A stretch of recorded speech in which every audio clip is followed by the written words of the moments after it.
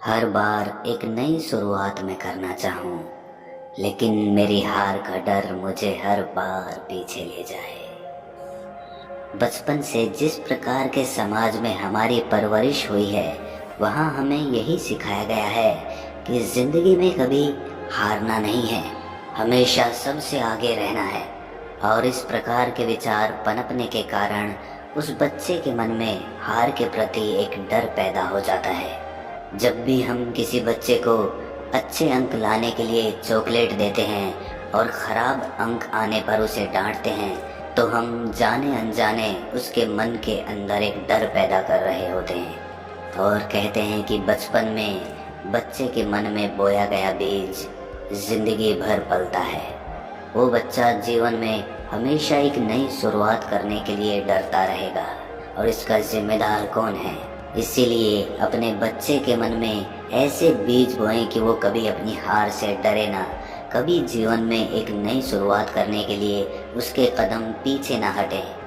आज की जो बोध कहानी मैं आपको सुनाने वाला हूँ, उसमें आपको दो ऐसे सूत्र मिलेंगे जिसे जानने के बाद आप जीवन में कभी भी नई शुरुआत करने के लिए डरोगे नहीं, बल्कि हर शुरुआत बड़े जोश और उत्साह के साथ करोगे।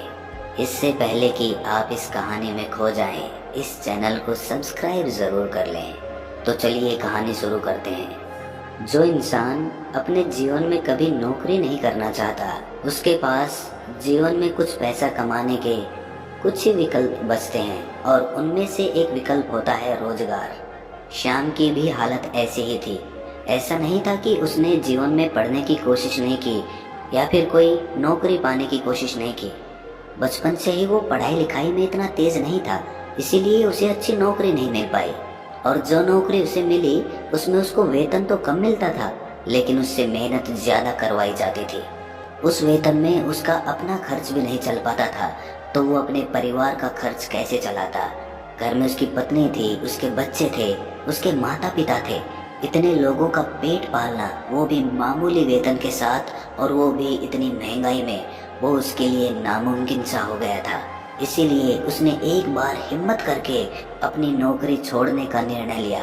नौकरी छोड़ने के बाद उसने कारोबार करने का फैसला लिया।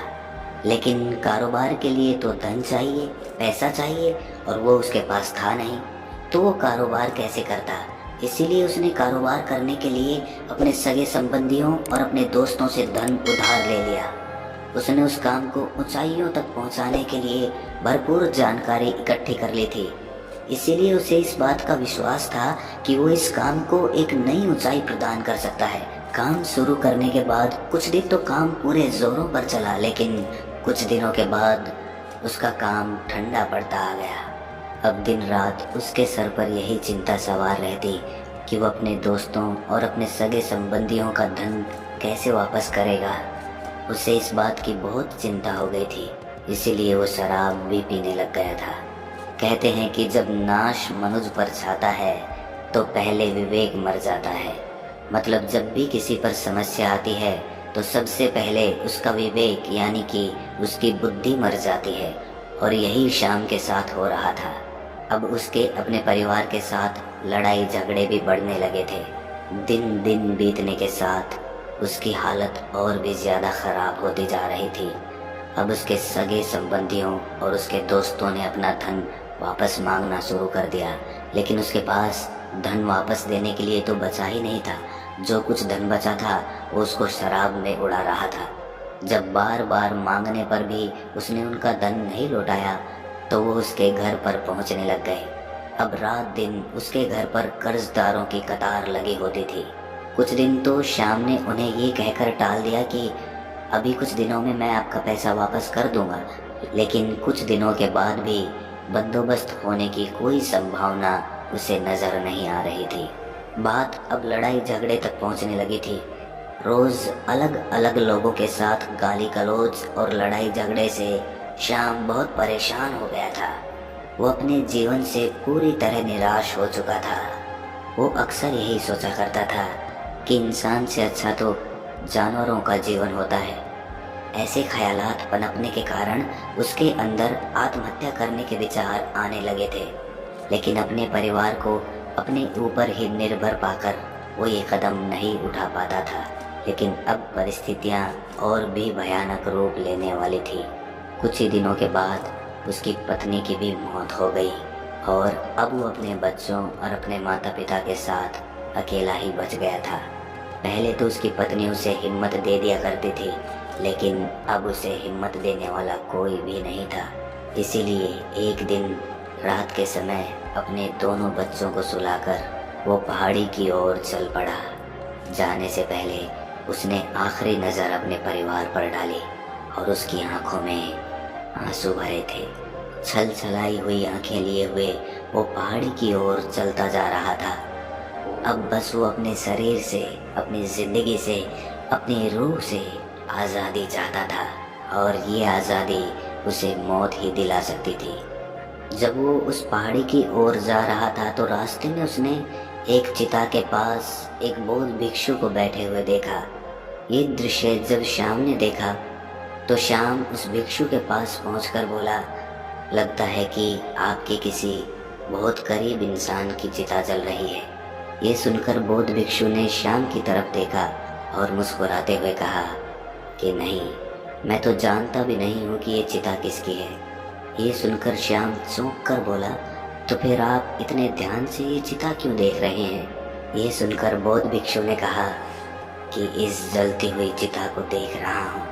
इंसान पूरी जिंदगी जीतने की कोशिश में लगा रहता है, ये पता होते हुए कि मौत सबसे बड़ी हार है। जब आपको पता है कि मौत निश्चित है, मौत परम सत्य है, मौत को कोई नहीं टाल पाया, तो फिर जीवन में किसी भी जीत या किसी भी हार के क्या मायने रह जाते हैं? हम कितना ही कुछ पालें या कितना ही कुछ खो दें, आखिर में आनी तो मौत ही है। ये सुनकर श्याम ने कहा कि महात्मन, मौत तो एक बार दर्द देती है, लेकिन जिंदगी हर रोज दर्द देती है। ऐसी जिंदगी के भी क्या मायने? इस पर बौद्ध भिक्षु मुस्कुराते हुए बोले, तो इसका मतलब है कि जिंदगी और मौत दोनों के कोई मायने नहीं हैं, दोनों ही एक ही सिक्के के दो पहलू हैं। लेकिन ज़रा तुम खुद सोचो, अगर तुम्हारी मौत के भी मायने नहीं हैं तो मरने के बाद तुम्हें क्या हासिल हो जाएगा? तो फिर अपनी ज़िंदगी को ख़त्म करने से क्या मतलब? ये सुनकर श्याम ने हाथ जोड़कर कहा कि हे महात्मन, मैं अपने जीवन से दुखी आ चुका हूँ। अगर मैं आपसे सच कहूँ तो मैं आज यहाँ पर आत्महत्या करने के लिए ही आया हूँ। मैं अपने जीवन से हार चुका हूँ और मौत ही मुझे आखिरी रास्ता नजर आ रही है। ये सुनकर बौद्ध भिक्षु ने उसका कंधा सहलाते हुए कहा कि मैं तुम्हें दो ऐसी बातें बता रहा हूँ जिसे समझने के बाद तुम्हें जिंदगी से कोई शिकायत नहीं रहेगी। पहली बात, हमेशा याद रखना कि हारता वही है जो मैदान में खड़ा होता है। अधिकतर लोग जीवन में एक नई शुरुआत कर ही नहीं पाते, एक प्रयास कर ही नहीं पाते, इसीलिए वो जीवन की गहराइयों को समझ ही नहीं पाते। उन्हें हमेशा यही लगता है कि कहीं नई शुरुआत करूं और मेरा कोई नुकसान हो जाए, और इसी नुकसान के डर से वो कभी शुरुआत नहीं कर पाता। लेकिन ज़रा सोचो, अगर घड़े में पानी ही नहीं भरा गया तो घड़ा किस काम का? अगर जीवन में जीवन की गहराइयों तक डूबा ही नहीं गया तो जीवन का क्या फ़ायदा? क्या फ़ायदा इस शरीर का? इसीलिए जीवन में कभी भी नई शुरुआत करने के लिए डरना मत, घबराना मत। अरे ज़्यादा से ज़्यादा क्या होगा, तुम हार जाओगे, लेकिन हारने के लिए भी तुम्हें एक कदम तो बढ़ाना ही होगा। अगर तुम वहीं पर खड़े रह गए तो जीवन के अंत में तुम्हें यही अफसोस रहेगा कि पूरा मैदान मेरे सामने था और मैं खेल को खेला ही नहीं। लेकिन फिर क्या होगा? जब चिड़िया चुग गई खेत तो पछताने से क्या होगा?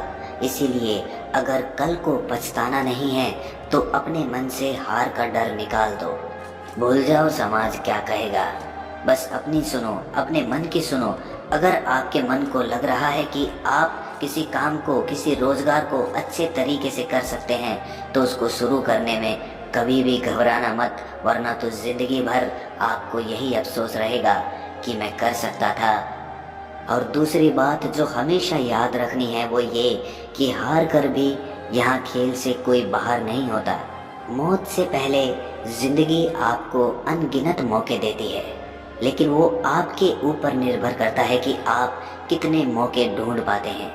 जिंदगी एक ऐसा खेल है जहां हार कर भी कोई खेल से बाहर नहीं होता।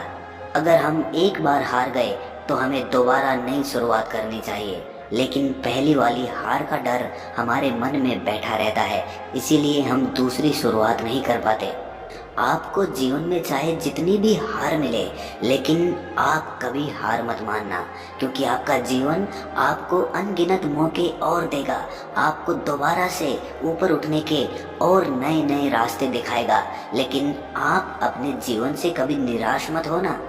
आखिर में तो ये शरीर खाक हो ही जाना है, सब कुछ हार कर यही छोड़ कर जाना है, तो फिर हम जीते जी क्यों हार माने। कम से कम अपने जीवन को हम कोशिशों का एक सागर तो बना सकते हैं। चलिए मान लिया कि हमने जीवन में कुछ नहीं पाया, लेकिन हमने जीवन में कोशिशें तो की, हमने जीवन को अनुभव तो किया। कम से कम जीवन से खाली हाथ तो नहीं लौट रहे। इसीलिए फिक्र को आज ही आग लगा दीजिए और एक नई शुरुआत करिए। देखिए नई शुरुआत आपको एक नया हौसला देगी। मन के हारे हार है, मन के जीते जीत। इसीलिए अपने मन में उमंगे भरिए, उत्साह भरिए, जोश भरिए और एक नई शुरुआत करिए। तो दोस्तों कैसी लगी ये कहानी आपको कमेंट सेक्शन में ज़रूर बताना, और अच्छी लगी हो तो इस चैनल को सब्सक्राइब ज़रूर कर देना। तो मिलते हैं अगली कहानी में।